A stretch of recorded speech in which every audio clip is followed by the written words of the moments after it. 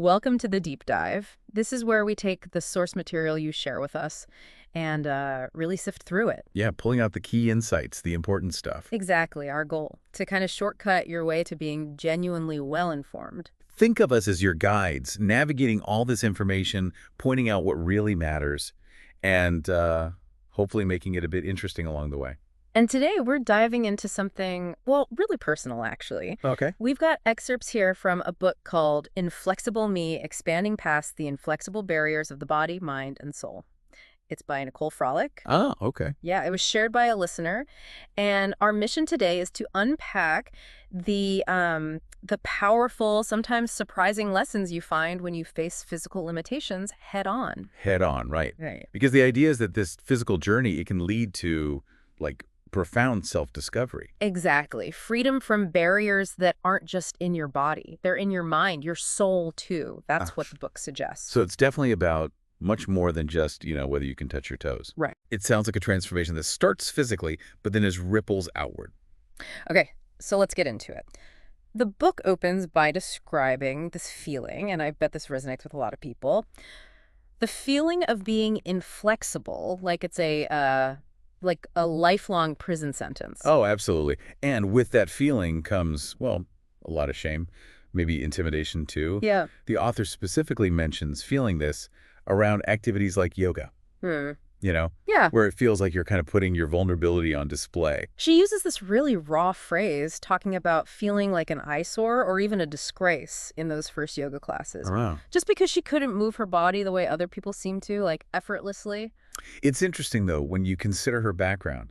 She wasn't exactly unfamiliar with the body. No, not at all. She had an interest in kinesiology, then shifted to massage therapy college for more hands-on learning, built up this extensive career as a massage therapist. Which kind of ironically led to its own set of physical strains, right? Exactly. Years of working on other people took a toll. She ended up with things like hunched posture and persistent pain herself. So she comes to her very first hot yoga class already dealing with her own physical stuff, plus this deep-seated inflexibility. And it sounds like it was rough. Okay. Really tough. She talks about struggling physically with, like, really basic things. Like what? Sitting upright properly, getting into the poses, even just trying to keep up with the class flow. Yeah, she describes having to manually move her limbs, getting tangled up, feeling like she was constantly playing catch-up. Even mentioned struggling in tree pose, her foot just sliding down her sweaty leg. That feeling of being a disgrace, you can almost feel the frustration. Yeah, you really can. And what makes this even more striking is that despite this personal struggle, she already had this incredible expertise about the body. Oh, the testimonials, they really highlight that. Right. Clients calling her the most knowledgeable, most professional therapist, saying she could explain their issues scientifically, grounded in physiology and mechanics. One person even said they learned more about their own body from her in just a few sessions than from anyone else. And that she gave them real tools, like preventative exercises. Yeah, the testimonials mentioned back pain disappearing, learning about the mind's role in things, body acceptance, her stretching methods being super effective. Her personalized approach, too, listens to your story. Someone called her an anatomical masterclass. So you've got this professional mastery of the body on one hand, Right. and yet she's facing this profound, personal, physical barrier of inflexibility on the other. It really drives home that this wasn't just about lacking knowledge, Yeah. It had to be something deeper. Absolutely. So, okay, after that really frustrating first yoga experience, the story takes a bit of a turn. We fast forward 3 years.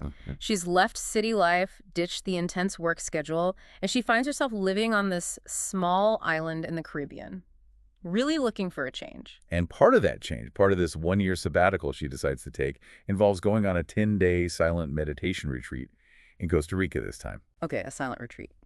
Sounds quiet. But you said it was also physically demanding. Incredibly so. Yeah. Especially for someone dealing with inflexibility. Yeah. The rules alone were pretty intense. Like? Complete silence, obviously. Separation between men and women, no reading, writing, exercise, not even eye contact. Wow. And the schedule? 4 a.m. wake-ups, Yeah. and about 11 hours of meditation every single day. 11 hours of just sitting still? If you're already inflexible, sitting cross-legged for like 2 hours straight, multiple times a day without moving. Ouch. I can feel my hips aching just thinking about it. Exactly. She talks about intense physical pain. Her back, hips, knees, ankles are just aching, legs constantly falling asleep. So it wasn't just the mental challenge. No, I mean, the mental battle was there too, the monkey mind. Yeah. Thoughts all over the place, fantasies about just getting up and leaving. Right. But the physical discomfort was just relentless. So the physical struggle was a huge hurdle, even in a place focused on the mind. What did she actually learn from pushing through all that pain? Well, what's fascinating is how facing that pain during meditation led to some key insights. She learned techniques to help her accept reality exactly as it was. Without fighting it. Right, without resistance, instead of wishing things were different. And this led to that big realization about the mind's power over pain. Yeah, exactly. She discovered that if she could just observe the pain, like with equanimity, without focusing on it or judging it, the actual sensation would start to dissipate. Perception creates reality. That became deeply real for her in that quiet space. Then what happened on day 4? Something shifted. Yeah, something she calls miraculous. Yeah. During one of those long 2-hour sets, she just dropped into this state of complete stillness. Stillness. Yeah, and a feeling of pure joy. She felt detached from her body, light, like she was perfect exactly as she was. Time, physical feelings, they just disappeared. Wow. That sounds incredible. And what happened when the bell rang, when the session ended? Well, that incredible state was immediately followed by this overwhelming wave of emotion, intense sobbing. Oh, so sadness then. Interestingly, no. She said she didn't feel sad.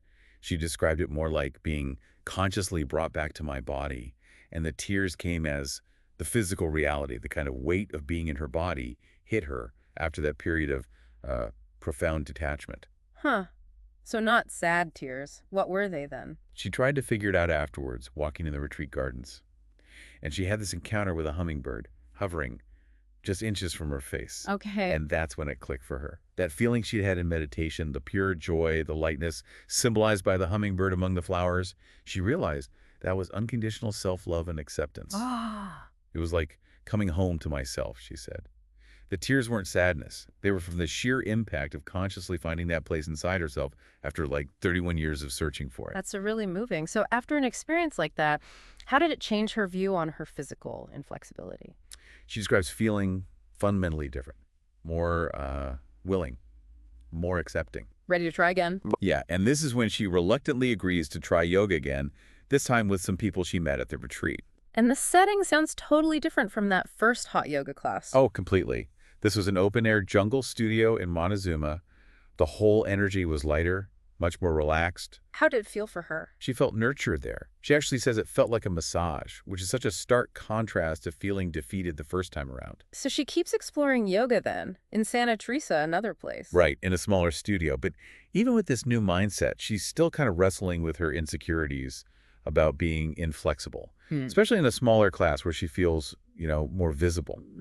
And this is where she starts really paying attention, taking mental notes, she calls it. Noticing what works. Exactly. Yeah. She realizes that what she's really drawn to and what seems to actually help her inflexibility isn't necessarily the fast-paced, strength-building workout style of yoga. The more the stretching. Yeah, the stretching and mobility work. Yeah. The more nurturing practices.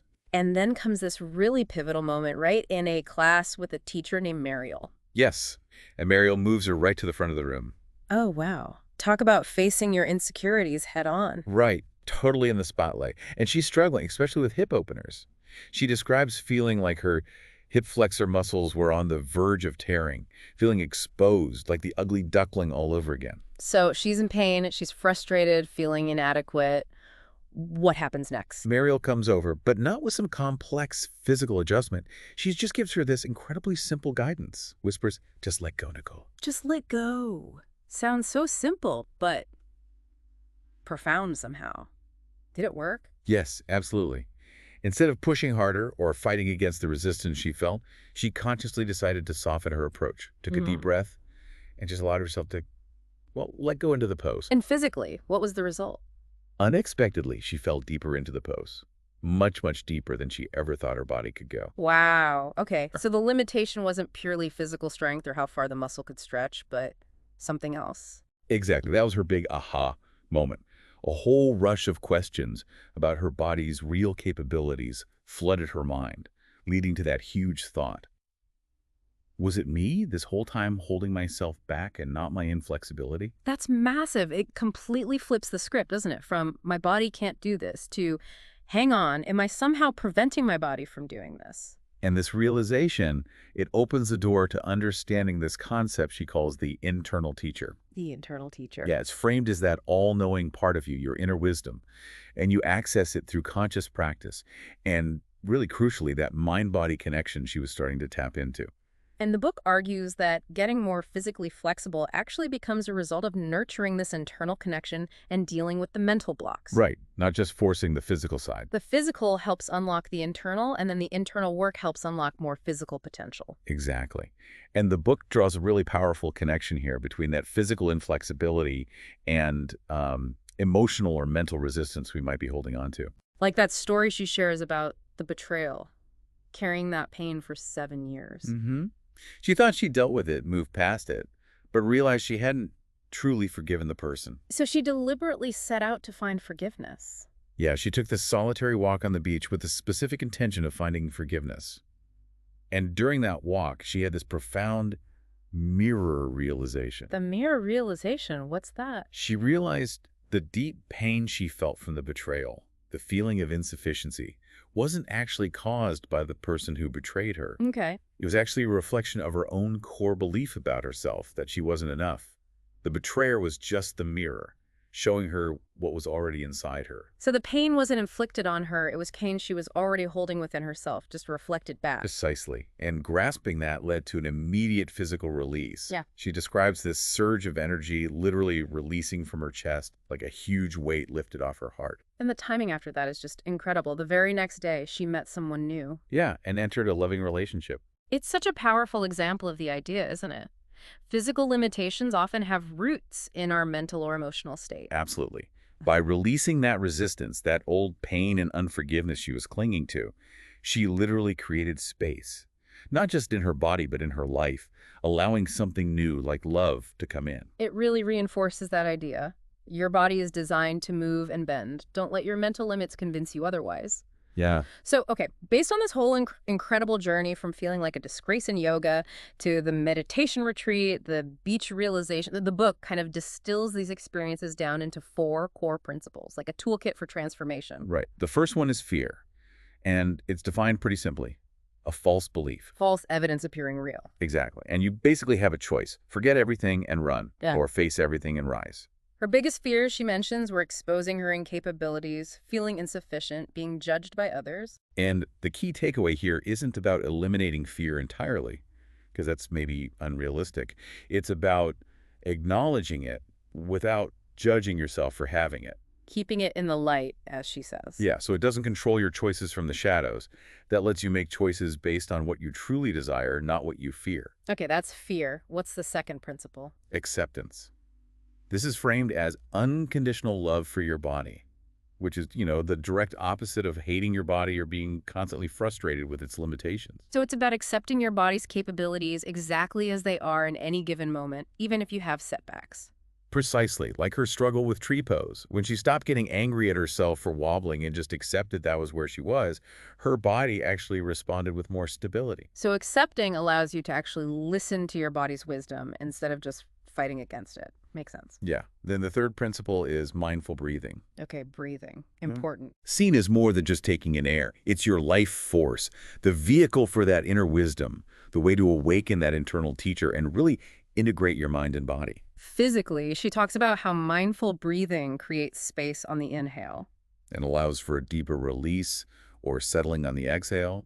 Yeah. Mentally, it acts as an anchor, pulling your focus away from just dwelling on pain or discomfort. And it's highlighted as especially crucial for people who are inflexible. Yes, because their bodies naturally force them to move slowly, and that slower pace creates an opportunity to listen more deeply, to connect with the breath. Okay. Fear, acceptance, mindful breathing. What's the fourth one?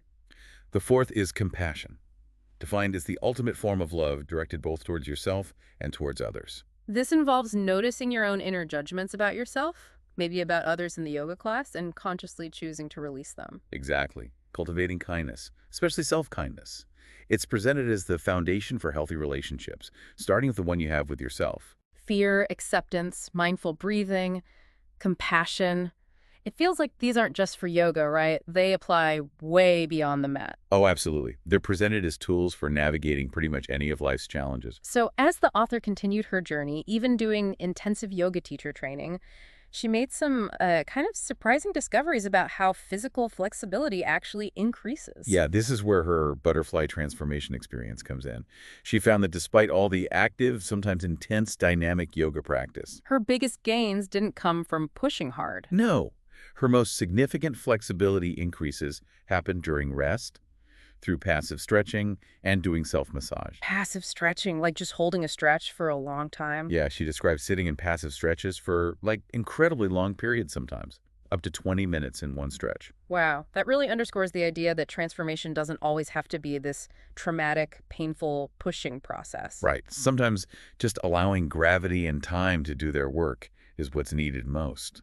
It also really highlights her point that yoga is a very personal journey. hmm Its flexible nature, as she puts it, means it can meet different people where they are, serving different needs. For her, it clearly evolved from this physical challenge into a practice focused on nurturing and healing.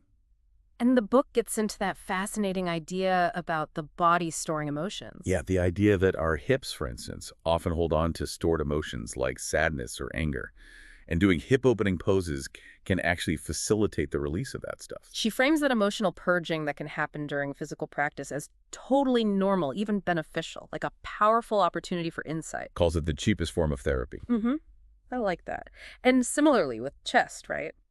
Tightness, rounded shoulders, maybe protecting the heart. Can hold stored anger or grief, and chest-opening poses can help release that.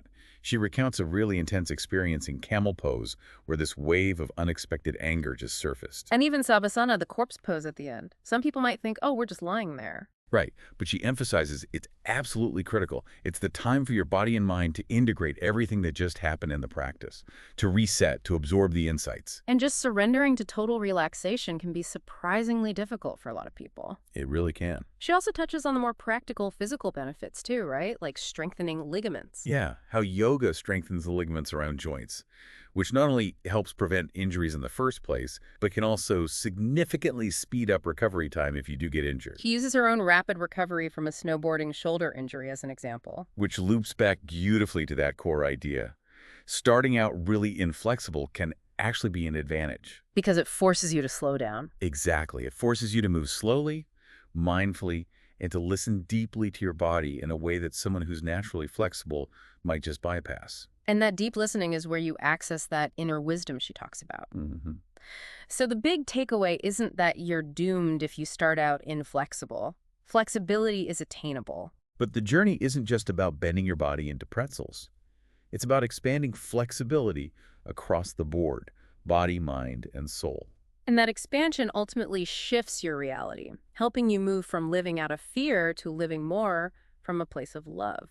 And all these experiences, all these insights, they eventually led the author to realize the purpose behind writing Inflexible Me. She felt she needed to share her story, right? Or organic solution, she calls it. Yeah, this holistic approach, specifically to help other people struggling with inflexibility overcome that same shame, fear, and physical struggle she went through. There's also a real call in the book for more compassion and understanding within the wider yoga community. Definitely. Yeah. Especially for beginners, and particularly for those starting from a place of significant physical limitation, acknowledging the unique barriers they face. And the book is clear. This journey, yeah, it has struggles, it has disappointments. But it's absolutely worth navigating them, because what's on the other side is self-love, these profound personal insights, and often, like for her, discovering an unexpected sense of purpose.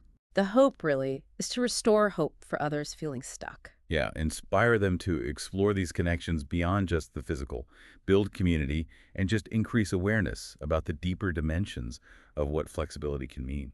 So, as we wrap up this deep dive, the core message seems pretty clear. Confronting your physical limitations, like inflexibility, isn't just about fixing your body. No, it can be this incredible gateway to profound personal growth, self-discovery. Revealing hidden wisdom and leading you back to a place of self-love. And the journey teaches that flexibility across your body, mind, and soul, it is attainable. especially using tools like those 4 fundamentals. Fear, acceptance, mindful breathing, and compassion. Right. And it really shines a light on how often our perceived limitations aren't actually fixed facts about us. They're more like self-imposed barriers, things we actually hold the key to shifting ourselves. So it kind of leaves you thinking about your own life, doesn't it? Yeah. What inflexible barriers might be holding you back right now? Are they purely physical? Or are they maybe tangled up with stuff in your mind or your emotions? And maybe the final thought to leave you with is this. If your body is constantly trying to teach you something through discomfort, through limitation, even through moments of unexpected ease or joy, what are you currently unwilling, or maybe just afraid, to really listen to?